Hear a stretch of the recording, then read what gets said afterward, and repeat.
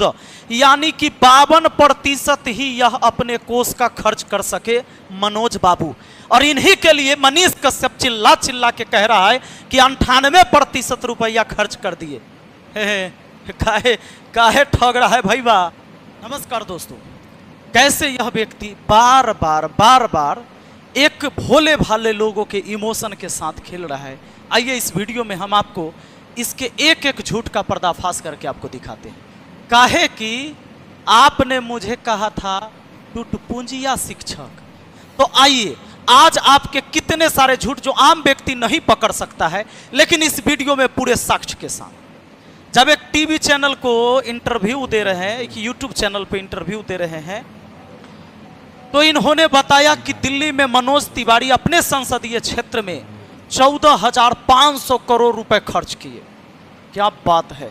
और विकास तो इतना तगड़ा करा है कि अपने जितना भी उनको राशि मिली उसका 98% रुपया खर्च कर दिए। 98%। इस वीडियो को जरा सुनिए। और मनोज तिवारी 14,600 करोड़ रुपया का काम किया है और अपने संसद निधि का जो है 98% यानी 98% खर्च करने वाला। अब दोस्तों आप दूसरी वीडियो सुनिए। और मनोज तिवारी 14,600 करोड़ का काम करा के अपने क्षेत्र में सारा डेटा है मेरे पास। अब हम आपको बताते हैं कि रियल में सांसद का कितना बजट होता है उसके संसदीय क्षेत्र के लिए, उसके पास कितना पावर होता है, कितना पैसा वो खर्च कर सकता है अगर वो मंत्री नहीं है तो। ये मनोज तिवारी जी एक सांसद हैं और आपको पता है कि 5 करोड़ रुपया पहले सांसद निधि में मिलता था, लेकिन कोरोना के बाद बजट को बढ़ाया गया। देश की आर्थिक स्थिति को मजबूत करने के लिए 2 करोड़ रुपया और बढ़ा दिया गया, तो अब 7 करोड़ हो गया है। सुनिए, अब यहां पर देखिए, जैसे हम लोग मुखिया हैं तब वैसे ही बजट आता है, जैसे फिर सांसद को बजट मिलता है। कैसे? एक सांसद का बजट आप यहां देख सकते हैं। यहां पर सांसद निधि से जारी हुई, ये गौतम गंभीर हैं, गौतम गंभीर भी बीजेपी से ही हैं, ये पर देख लीजिए यहां पर।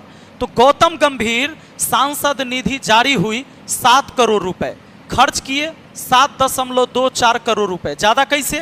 तो इसमें से कुछ एडवांस कार्य मंजूर हुए, उनकी राशि भी है, उनकी भी राशि इसमें जोड़ दिया गया जो एडवांस कार्य इनके लिए मंजूर हो गया था। आगे बढ़िए। 26 कार्य की सिफारिश और 8 पूरे हुए। इन्होंने 26 काम बताया सरकार को, लेकिन उसमें से 8 काम पूरा हो पाया इस पैसे से। अब देखिए, लोकसभा में सवाल पूछे 79। जब इनको मौका मिला तो लोकसभा में इन्होंने 79 सवाल पूछे, जो सवाल जनता के हित में होता है। सरकार की ओर से आश्वासन मिला 6 मुद्दे पर। सरकार ने इनके 6 बातों को आश्वासन दिया, कहा कि इस पर काम कर सकते हैं। डिबेट और मुद्दे उठाए उन्होंने 17।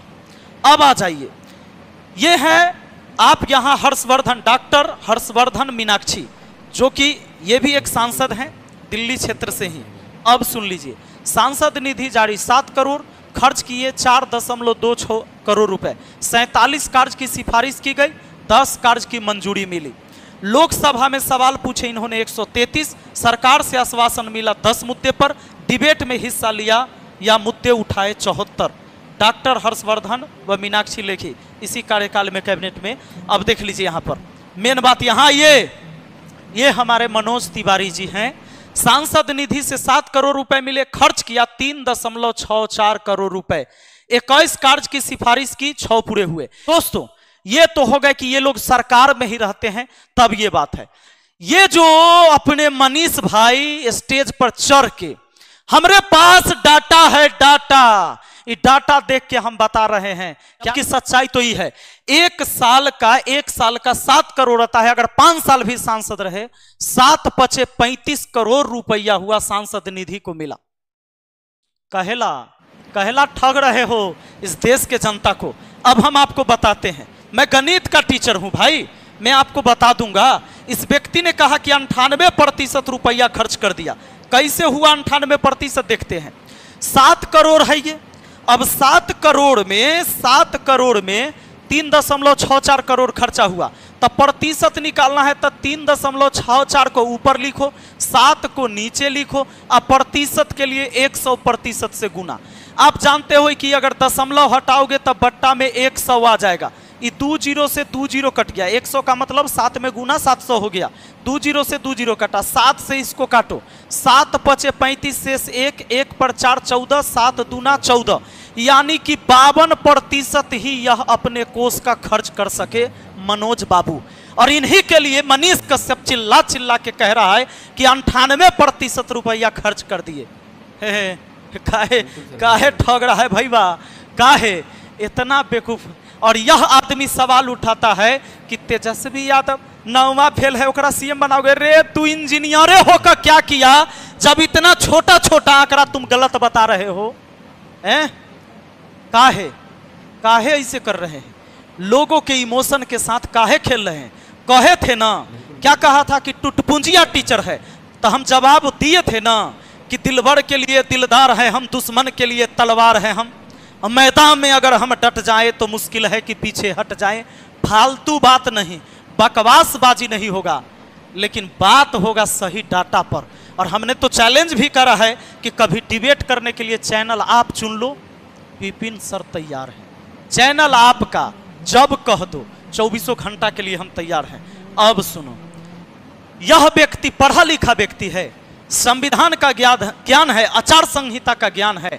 इस व्यक्ति ने जब अपनी वीडियो डाला, देखिए वीडियो जब डाले तब वीडियो डाले तो उसमें टाइटल क्या लिखे और लोगों को अपील किए कि वोट दीजिए। सही बात है, अगर आप किसी भी पार्टी के नेता है, नो डाउट आप अपनी पार्टी के लिए बोल सकते हैं कि भाई मेरी इस पार्टी को जाके सब लोग वोट दीजिए, बिल्कुल सही है।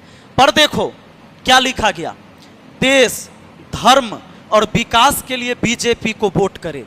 देश धर्म भी, धर्म तो कौन से धर्म के विकास के लिए, ये बात भी बता देते। और धर्म तो आ जाइए, लोकसभा इलेक्शन आचार संहिता का क्या नियम है, जाति धर्म के नाम पर वोट मांगे तो खैर नहीं, निर्वाचन आयोग की राजनीतिक दलों को हिदायत है।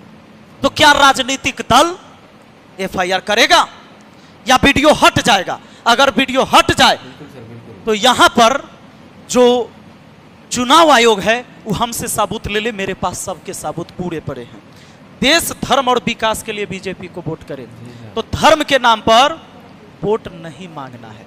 और यही व्यक्ति कहता है कि जो मोदी जी को पसंद नहीं करते वो देश विरोधी है। जरा सोच के देखिए, अलग अलग पार्टियां अलग अलग चुनाव लड़ती है, कोई भी व्यक्ति अपने मन से अपनी पार्टी चुन सकता है और उस पार्टी को वोट दे सकता है, सपोर्ट कर सकता है। लेकिन अगर बीजेपी को वोट नहीं देगा तो वह व्यक्ति देश विरोधी कैसे हो जाता है? तो क्या ऐसे पढ़े लिखे लोग आपको चाहिए कि ये नेता बने? और कुछ लोग हम पर कहता है, सवाल करता है, अच्छा तोरा विधायक बने के मन है बाबू? अरे मन तो हमरा बहुत कुछ बने के है, आ जखनी हमरा मन होगा आ लोगों का सहयोग तो हम बनबे करेंगे। आ एकरा लेल हमरा इ नौटंकी करे के नहीं जरूरी पड़ेगा। ये जरूरी नहीं है कि हमरा बीजेपी टिकट नहीं देगा, आरजेडी टिकट देगा और दोसर पार्टी नहीं देगा। हमरा जहिया चुनाव लड़े के होगा ना, सुन लो ना भाई, जहिया हमरा चुनाव लड़े के होगा तो हम ओकरा से टिकट लेंगे जो हमरा से पैसा नहीं लेगा, बिना पैसा के टिकटों देगा, पैसों देगा चुनाव लड़े ले, तब हम चुनाव लड़ेंगे। एकरा जैसे घड़ियाली आंसू नहीं बहाएंगे और नहीं देगा तो अपने से लड़ेंगे। लेकिन हमरा जहिया मन होगा तो हम अपने मुखिया भी हैं, हम काम कर रहे हैं जो हमको करना है। लेकिन हम जागरूक आपको कर रहे हैं, आपको जागरूक इसलिए कर रहे हैं कि आप तनी आंख खोलिए। और झूठ मूठ के जो झूठा आंकड़ा दिया जाता है और इमोशनल होकर केकरो पीछे उड़ जाते हैं, चल देते हैं, कहते बाप रे बाप भैया सही बोल रहे हैं, भैया आप ही सब कुछ सही बोलते हैं। ऐसे नहीं होता है। जरूरी नहीं कि आप मुझ पे भरोसा करिए, जाइए डाटा निकालिए। पढ़े लिखे लोग हैं ना, इस समाज में एक को दो आदमी पढ़ा लिखा है ना, निकालो डाटा, पता करो, लगाओ आरटीआई सब पर, निकालो जानकारी, जागरूक करो समाज को। जो नेता चाहे वो किसी जाति किसी धर्म का हो, जो नेता तुम्हारा काम करने वाला है, फेंकने वाला नहीं है, उसका समर्थन करो। बहुत बहुत धन्यवाद। और बाकी आपकी राय क्या है कमेंट बॉक्स में जरूर लिखिएगा। और हमको गाली देने वाले गाली देते रहो, मेरा कुछ न बिगड़ सकता है, इसमें तेरा घाटा मेरा कुछ नहीं जाता, कुछ नहीं होगा। बाकी चलिए, आप लोग जो प्यार बनाए रखे हैं बहुत बहुत धन्यवाद। जय हिंद, जय भारत।